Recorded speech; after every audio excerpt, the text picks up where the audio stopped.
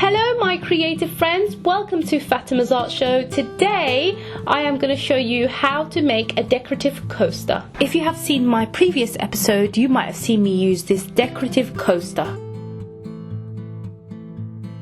And the way I made it was very simple. I just took a piece of felt, folded it and cut the shape that I wanted.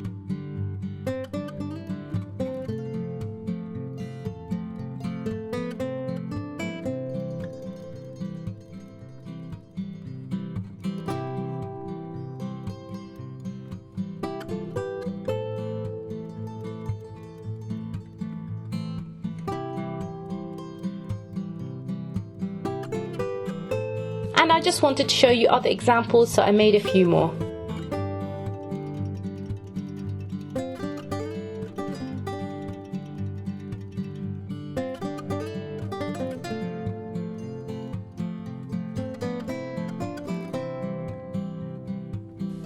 You can use this idea for photographic purposes.